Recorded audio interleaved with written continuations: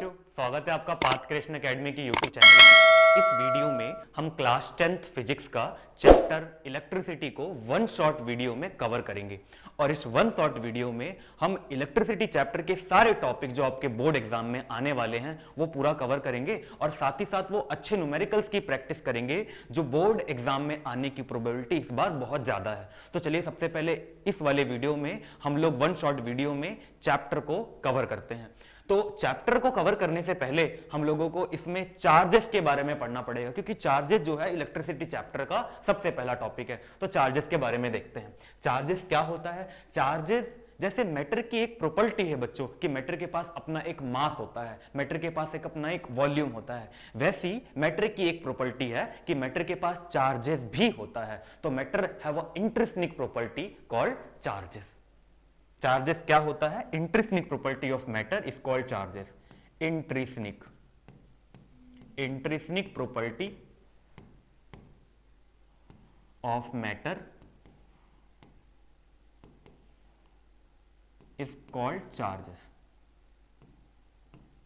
जो मैटर की intrinsic property होती है ना, उसी को हम लोग चार्जेस कहते हैं। तो चार्जेस क्या है? मैटर की इंट्रिंसिक प्रॉपर्टी है और उसी को हम चार्जेस कहते हैं। जो चार्जेस होता है बच्चों वो दो टाइप का होता है। चार्जेस जो होता है वो दो टाइप का होता है। एक होता है पॉजिटिव चार्ज और एक होता है नेगेटिव चार्ज। पॉजिटिव चार्ज और एक होता है नेगेटिव चार्ज। पॉजिटिव चार्ज जो होता है उसकी जो अगर मैं डायग्राम बना के दिखाऊं पॉजिटिव चार्ज का, तो उसका जो डायग्राम है वो ऐसा बनता है। ये पॉजिटिव चार्ज है, मतलब इसकी जो इंटेंसिटी है चार्ज की वो एरो बता रहा है और चार्ज की इंटेंसिटी बाहर की तरफ आ रही है और इसी को हम रेडियली आउटवर्ड कहते हैं। Radially outward, radially outward. और नेगेटिव चार्ज जो होता है उसकी जो इंटेंसिटी है वो अंदर की तरफ जाती है और इसको हम कहते हैं रेडियली इनवर्ड। Radially inward. तो पॉजिटिव चार्ज इसकी इंटेंसिटी बाहर की तरफ जाती है, नेगेटिव चार्ज उसकी इंटेंसिटी अंदर की तरफ जाती है। कुछ प्रॉपर्टी देख लेते हैं बच्चों चार्ज की। सबको पता है लाइक चार्ज इधर repel each other, unlike charge इधर अट्रैक्ट ईच अदर। 8वीं क्लास में हमने पढ़ा था, वही नॉलेज है।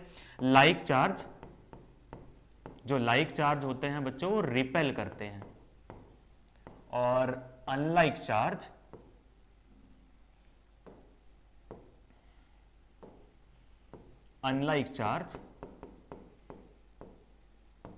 जो होते हैं वो अट्रैक्ट करते हैं।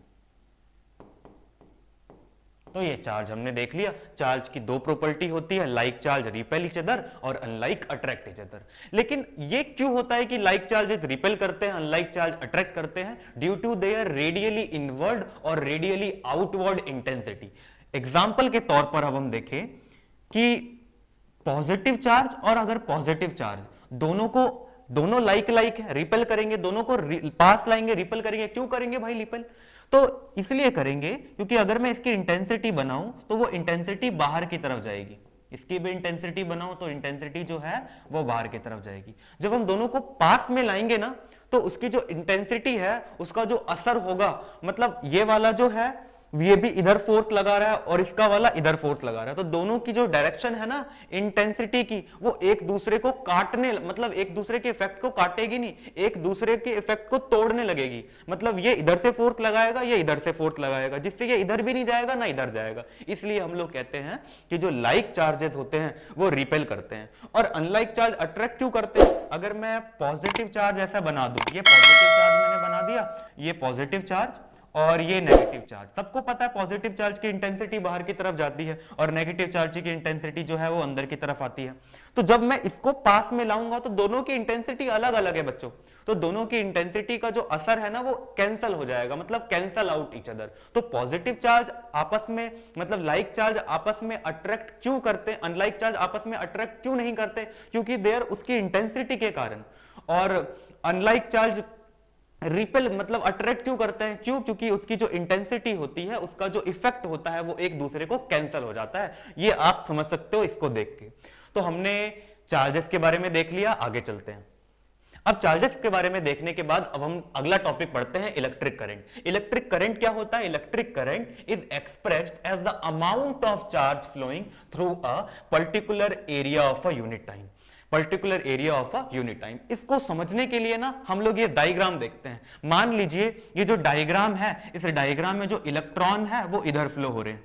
इस डायग्राम में जो इलेक्ट्रॉन है वो इधर फ्लो हो रहे हैं और आप ना यहां पे आके बैठ गए और आपने एक ऐसा चश्मा पहना हुआ है बच्चों जिससे आप इस वायर के अंदर के इलेक्ट्रॉन को चलता हुआ देख सकते हो। ये वायर के अंदर जो मैं एरो बना रहा हूं बच्चों, ये सारे इलेक्ट्रॉन है।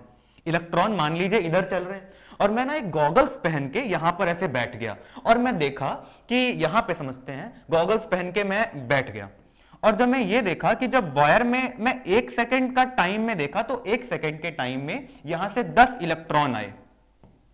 10 इलेक्ट्रॉन आए, फिर उसी दूसरे सेकंड में फिर 20 इलेक्ट्रॉन आए। तो हर एक सेकंड में मैं इलेक्ट्रॉन को देखते जा रहा हूं। तो किसी पर्टिकुलर टाइम में इतने इलेक्ट्रॉन आ गए और किसी पर्टिकुलर टाइम में इतने इलेक्ट्रॉन आ गए। अब मैं क्या करूंगा कि जितने इलेक्ट्रॉन आ रहे हैं और कितना टाइम ले रहे हैं इन दोनों को आपस में डिवाइड कर दूंगा। जितने इलेक्ट्रॉन आ रहे हैं और कितना टाइम ले रहे हैं अगर हम इन दोनों को आपस में डिवाइड करेंगे और जो वैल्यू निकल के आती है उसी को करंट कहते हैं। तो करंट का आप सब फॉर्मूला जानते हैं। Current is known as charge per unit time. मान लीजिए जो यहां पे जो इलेक्ट्रॉन है वो इलेक्ट्रॉन क्या है बच्चों? एक चार्ज है। तो यहां से 10 इलेक्ट्रॉन 1 सेकंड में आए। 10 इलेक्ट्रॉन आए कितने सेकंड में? 1 सेकंड में। तो करंट कितना होगा बच्चों? 10 एम्पियर। ये एम्पियर क्यों लगाया? करंट की जो यूनिट होती है वो एम्पियर होती है। करंट को डिनोट आई से किया जाता है और जो यूनिट होती है बच्चों वो एम्पियर होती है।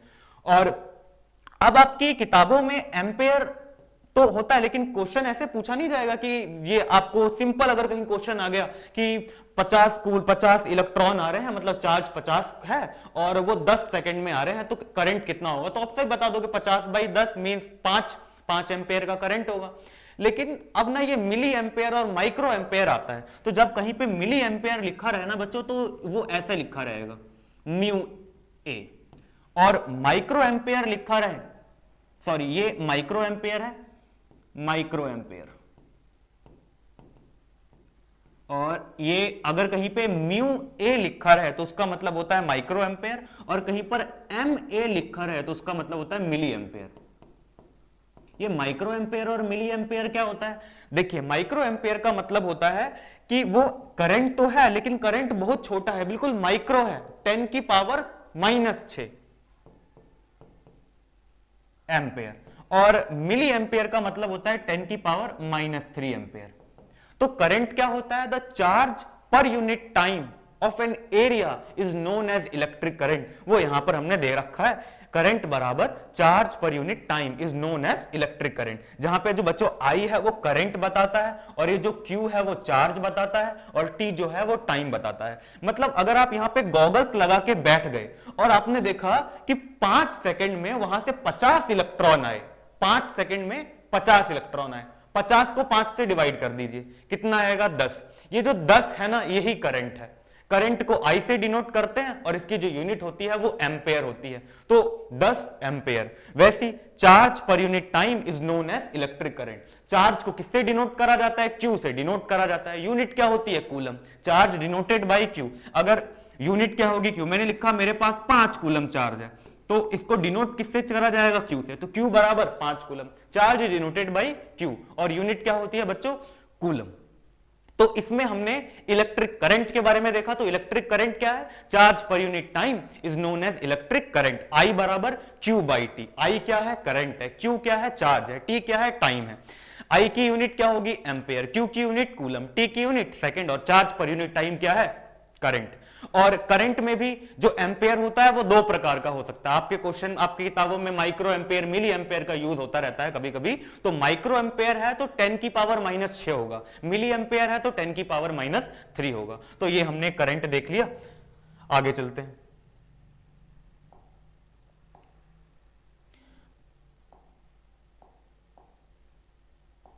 अब इलेक्ट्रिक करंट देखने के बाद हमको पोटेंशियल देखना पड़ेगा, electric potential difference. Electric potential difference का सबसे पहले फॉर्मूले से देखते हैं कि इलेक्ट्रिक पोटेंशियल डिफरेंस क्या होता है।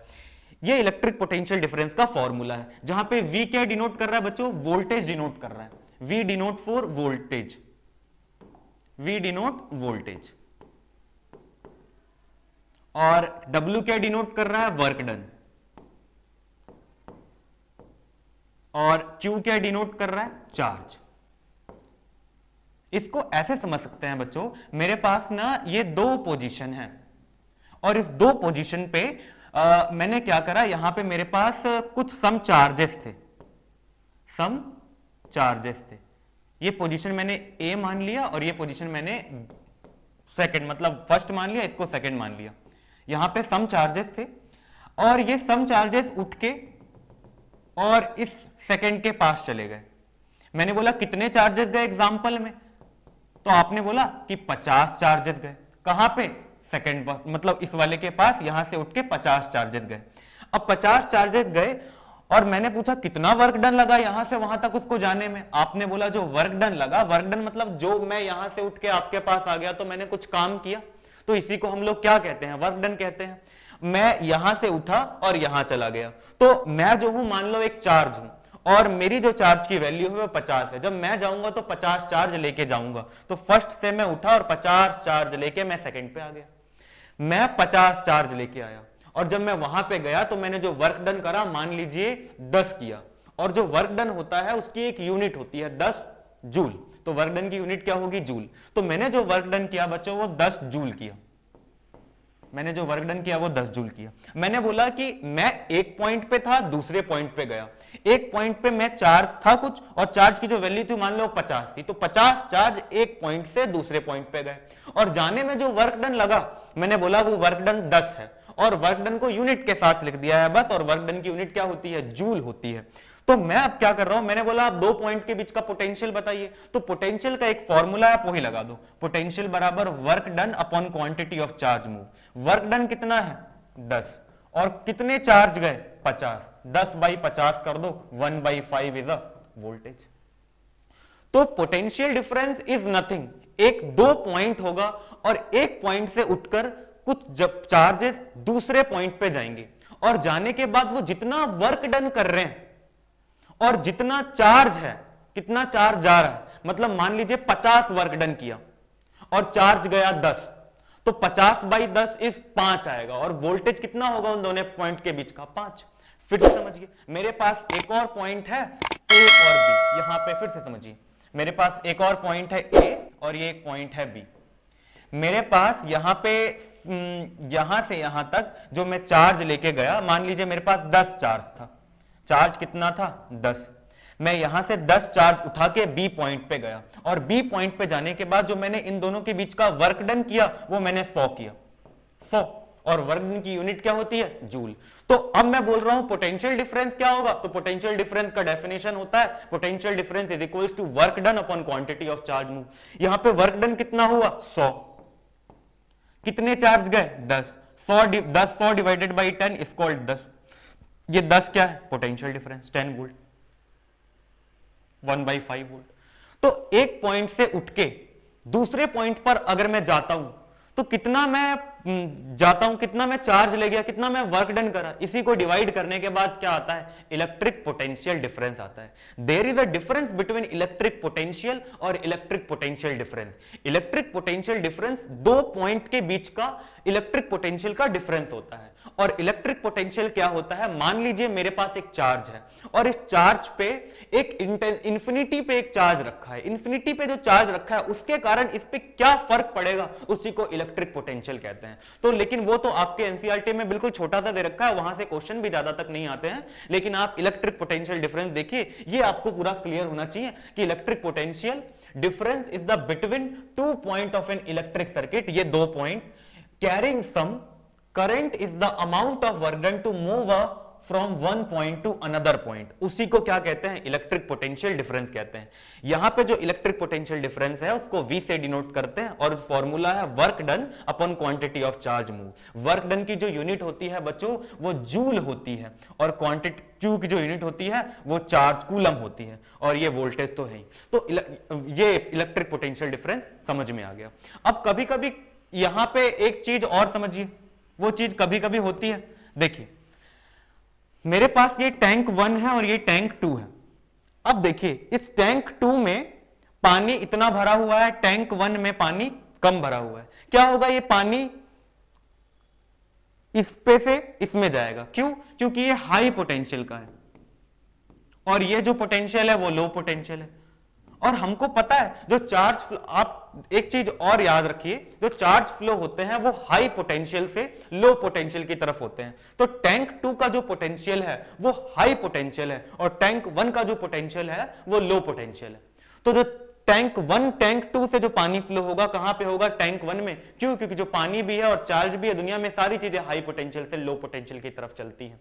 तो चार्ज चलेंगे कैसे, ये ए पॉइंट था, ये बी पॉइंट था, हमने यहां पे चार्ज देखा, लेकिन मैं बोल रहा हूं फर्स्ट पॉइंट से चार्ज सेकंड पॉइंट की तरफ जा रहे हैं। क्यों? क्योंकि फर्स्ट पॉइंट का जो पोटेंशियल है वो ज्यादा है। फर्स्ट पॉइंट को यहां पे टैंक नंबर 2 से डिनोट करा गया है और टैंक नंबर 1 को सेकंड पॉइंट से डिनोट करा है। तो ये था इलेक्ट्रिक पोटेंशियल। कभी कभी आपको दो पॉइंटों के बीच का पोटेंशियल दिया रहेगा। मान लीजिए मेरे पास ए पॉइंट है और बी पॉइंट है, इन दोनों पॉइंट का जो पोटेंशियल है, मैंने बोला एक दोनों पॉइंट पोटेंशियल डिफरेंस है, मैंने बोला 100 है। तो मैंने बोला ये 100 कहां से आया, तो आपको बताया जाएगा कि मेरे पास एक पॉइंट ए था, उसका पोटेंशियल 300 था, एक पॉइंट बी था, उसका पोटेंशियल 200 था, मान लीजिए 100 था।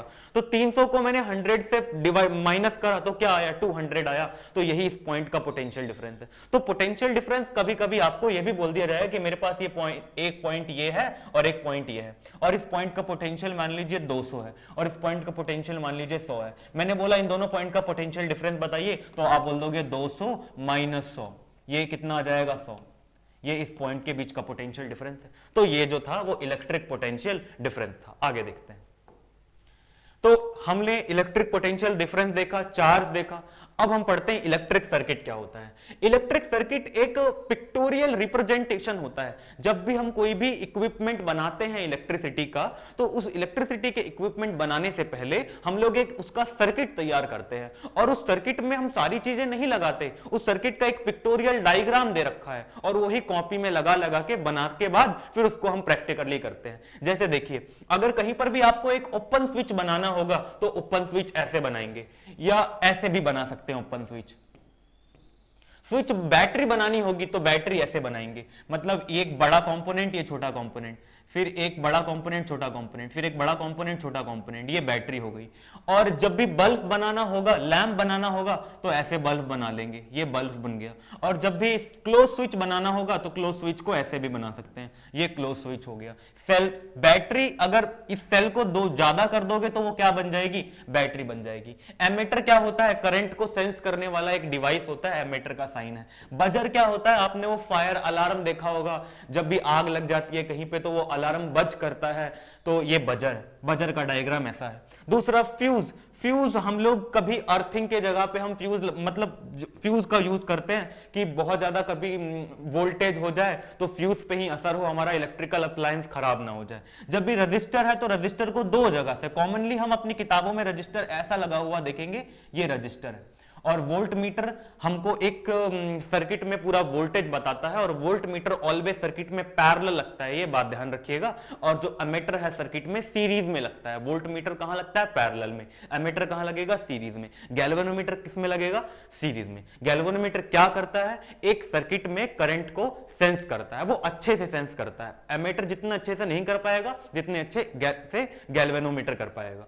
तो इलेक्ट्रिक सर्किट क्या होता है, a simple electric circuit can consist of a battery, a light bulb and other that uses energy and conducting wire that connect two terminal of the battery of the light of the bulb। जैसे इस वाले diagram में देखिए बच्चों, इस वाले में battery लगा रखी है, बैटरी से करंट निकला, करंट निकला, करंट इज डिनोटेड बाय आई, हमने पहला देख रखा था। और एक बात और, जब भी आपको वायर दिखाना होगा तो वायर को हम लोग एक सिंपल लाइन से डिनोट करेंगे, ये क्या है, वायर है। तो हमने यहां पे एक वायर लगाया और वायर के बाद एक बल्ब लगाया, ये बल्ब के बाद यहां पे एक स्विच लगा दिया और ये जो स्विच है अभी क्लोज है, मतलब ओपन है। मतलब अभी ये जल नहीं रहा है, सर्किट इनकम्प्लीट है। तो पिक्टोरियल जो रिप्रेजेंटेशन होती है इलेक्ट्रिसिटी की, उसको इलेक्ट्रिक सर्किट में दिखा जाता है। कोई भी प्रैक्टिकल करने से पहले, कोई भी इक्विपमेंट बनाने से पहले जो इंजीनियर्स होते हैं, जो इलेक्ट्रीशियंस होते हैं, वो एक सर्किट तैयार करते हैं कि जब वो काम हम प्रैक्टिकली करें तो उसमें कोई ज्यादा एरर ना हो। और वही जो है इलेक्ट्रिक सर्किट है, जहां पे इंपॉर्टेंट ये चीजें हैं, जो भी रजिस्टर होगा बच्चों उसको ऐसे डिनोट करा जाएगा, ये रजिस्टर को डिनोट कर रखा है। और ठीक, और जो स्विच होता है वो ऐसे डिनोट करा जाता है, ये क्लोज स्विच है। ओपन स्विच को ऐसे डिनोट करा जाता है, ये ओपन स्विच है। तो इस वाले हमने स्लाइड में इलेक्ट्रिक सर्किट के बारे में देखा, आगे चलते हैं। ओम्स लॉ, अब हम ओम्स लॉ के बारे में पढ़ते हैं। ओम्स लॉ क्या होता है बच्चों? जब भी हम किसी वायर का टेम्परेचर कांस्टेंट करेंगे, ओम्स लॉ बेसिकली है क्या? ओम्स लॉ एक वोल्टेज और करंट के बीच का एक रिलेशन है। आप लोग, आपसे कोई पूछ सकता है कि बच्चों ये ओम्स क्या है, ओम्स लॉ क्या है? तो ओम्स लॉ होता क्या है? वोल्टेज और करंट के बीच के रिलेशन को हम लोग ओम्स लॉ कहते हैं। ओम्स लॉ कहता क्या है वो सुनिए। जब भी हम किसी वायर का टेम्परेचर कांस्टेंट करें और उसके अंदर हम जितना वोल्टेज अप्लाई करें वही डायरेक्टली प्रोपोर्शनल होता है करंट के। तो जब भी हम किसी वायर का टेम्परेचर कांस्टेंट करते हैं, उसके अंदर जितना वोल्टेज अप्लाई करेंगे वो उसके डायरेक्टली प्रोपोर्शनल होगा करंट के। और इसका वाइस वर्सा भी हो सकता है, मतलब जितना करंट अप्लाई करेंगे उसके डायरेक्टली प्रोपोर्शनल होगा वोल्टेज। तो at a constant temperature, at a constant temperature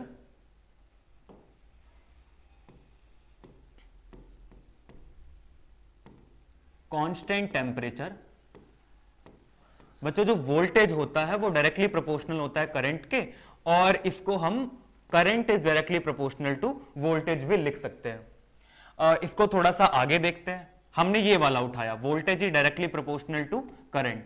ये डायरेक्टली प्रोपोर्शनल का साइन हटाएंगे तो एक कांस्टेंट बैठाना पड़ेगा, और उस कांस्टेंट का नाम क्या है? आर। आर एक नया कांस्टेंट आया है आपके लिए, उसको याद रखिएगा। आर क्या होता है? रेजिस्टेंस। डायरेक्टली प्रोपोर्शनल का जब साइन हटा तो उसके जगह एक कांस्टेंट बैठाना पड़ता है, और उस कांस्टेंट के जगह हमने आर बैठाया, और आर को ही क्या कहते हैं? रेजिस्टेंस कहते हैं। आर क्या है? एक रेजिस्टेंस है। रेजिस्टेंस, इसका जो यूनिट होगा वो ऐसा होगा, इसको क्या बोलते हैं? ओम कहते हैं। ये ग्रीक सिंबल है ओम। तो V is equals to R आई।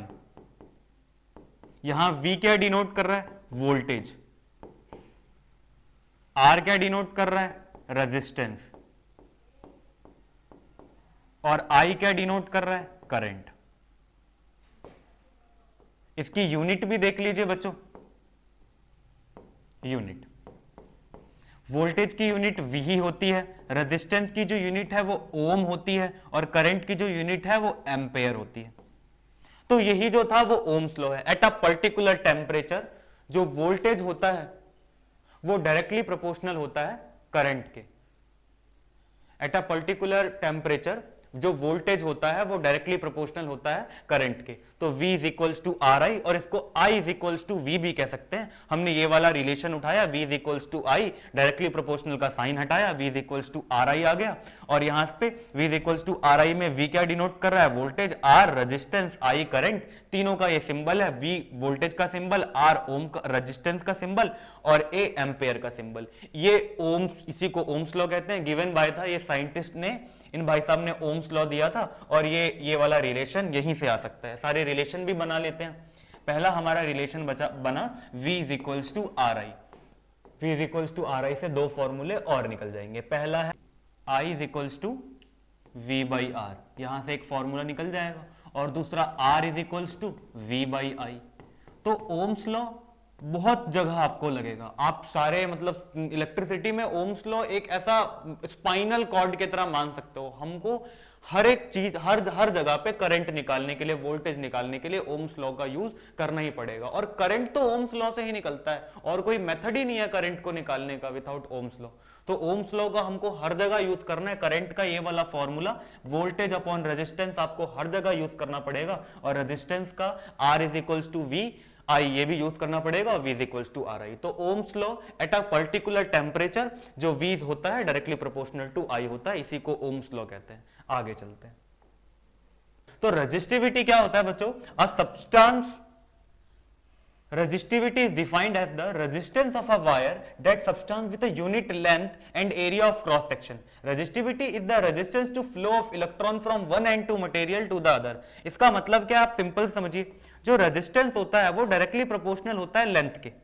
मतलब मेरे पास एक वायर होगा, उसी वायर की जितनी ज्यादा लंबाई होगी उस वायर का उतना ही ज्यादा रेजिस्टेंस होगा, और जो रेजिस्टेंस होता है वो इनवर्सली प्रोपोर्शनल होता है एरिया ऑफ क्रॉस सेक्शन की। मतलब ये लेंथ, ये मैंने एक वायर बनाया, इस वायर का जो लेंथ L है, तो इसका जो लेंथ होगा जितना ज्यादा होगा उतना ही ज्यादा इसका रेजिस्टेंस होगा। लेंथ बढ़ाओगे तो रेजिस्टेंस बढ़ेगा। और वैसे ही मेरे पास ये एक वायर है और ये वायर का लेंथ L है और ये इसका एरिया ऑफ क्रॉस सेक्शन ये A है। इसका मतलब ये होता है कि आप जितना एरिया ऑफ क्रॉस सेक्शन को कम करोगे जो रेजिस्टेंस होगा उतना ही बढ़ेगा। तो रेजिस्टेंस जो होता है वो डायरेक्टली प्रोपोर्शनल होता है लेंथ के, इनवर्सली प्रोपोर्शनल होता है 1 by एरिया के। दोनों को मिला दीजिए, R is directly proportional to L by A। तो रेजिस्टेंस बराबर डायरेक्टली प्रोपोर्शनल के साइन को हटाएंगे तो एक आ जाएगा rho into L by A. जहां जहां हम लोगों को डायरेक्टली प्रोपोर्शनल का साइन मिलेगा वहां वहां आपको एक नया कांस्टेंट मिलेगा। तो हम लोगों को इलेक्ट्रिसिटी में पहली बार जब डायरेक्टली प्रोपोर्शनल का साइन मिला तो हमने वहां पे रेजिस्टेंस एक कांस्टेंट बैठाया, और यहाँ पे फिर से एक डायरेक्टली प्रोपोर्शनल का साइन मिला तो वहां हमने रेजिस्टिविटी को बैठाया, और रेजिस्टिविटी डिनोटेड बाई रो, इसको रो कहते हैं। These are both are, वो ओम्स वाला ओम भी ग्रीक सिंबल है, रेजिस्टिविटी भी ग्रीक सिंबल है। तो रेजिस्टिविटी का फॉर्मूला आया रेजिस्टेंस बराबर rho into L by A. Basically ये रेजिस्टेंस का फॉर्मूला है, यहां से रेजिस्टिविटी का निकाल दीजिए, रेजिस्टिविटी बराबर R into A by L. तो ये रेजिस्टिविटी का फॉर्मूला है। यहां से इसकी यूनिट भी हम लोग फाइंड कर सकते हैं। यूनिट क्या होगी? इस रेजिस्टेंस की जो यूनिट होती है वो ओम होती है, इनटू एरिया। एरिया क्या होता है? मेरे पास ये एक रेक्टेंगुलर मतलब लैंड है, इसका लेंथ मान लीजिए L है, इसका जो ब्रेथ है वो मान लीजिए B है। मैंने बोला एरिया बताओ, तो आप बोलोगे एरिया जो होगा वो लेंथ इंटू ब्रेथ होगा। वैसे यहाँ पे जो एरिया होगा वो इस वायर का होगा। इस वायर का एरिया क्या होगा? लेट इमेजिन, मान लीजिए मीटर स्क्वायर मैंने ले लिया। लेंथ को भी मीटर में नापते हैं, ब्रेथ को भी मीटर में नापते हैं, तो metre into metre metre square. वैसे यहाँ का एरिया वैसे ही लिया जाएगा। तो एरिया कुछ नहीं है, वो एक जैसा लेंथ इंटू ब्रेथ होता है वैसा ही एरिया होता है। और लेंथ को किस में नापते हैं? मीटर में नापते हैं। इस मीटर से ये मीटर कट गया तो रेजिस्टिविटी की जो यूनिट आ गई वो ओम मीटर आ गई। तो रेजिस्टिविटी क्या होता है? रेजिस्टिविटी जो होता है वो वायर के नेचर पर डिपेंड होता है। रेजिस्टिविटी वायर की एक प्रॉपर्टी होती है। जैसे हर मेटल की अलग अलग रेजिस्टिविटी है, सिल्वर की अलग है, कॉपर की अलग है, वो वायर की अंदरूनी प्रॉपर्टी है। अब रेजिस्टेंस जो है वो वायर के लेंथ के साथ चेंज हो जाएगा, एरिया ऑफ क्रॉस सेक्शन के साथ चेंज हो जाएगा, बट रेजिस्टिविटी चेंज नहीं होगी। अगर मान लीजिए एग्जांपल, एक मेरे पास कोई मेटल है, उसकी रेजिस्टिविटी 5 है, तो वो उसकी एक इंट्रिंसिक प्रॉपर्टी हो गई, आप उसको चेंज नहीं कर सकते। तो रेजिस्टिविटी ये है, एक इंट्रिंसिक प्रॉपर्टी होती है। लेकिन अगर मैं टेम्परेचर बढ़ा दूं ना तो रेजिस्टिविटी को चेंज कर सकता हूं। तो by increasing the temperature resistivity is also change. यहां लिखते हैं बाय इंक्रीजिंग द टेम्परेचर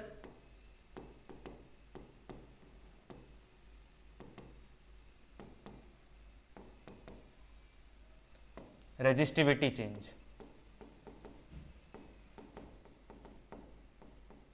और कभी कभी आपकी किताब में ऐसा क्वेश्चन आता है, पेपर में क्वेश्चन आएगा कि रेजिस्टेंस और रेजिस्टिविटी बराबर कब होती है?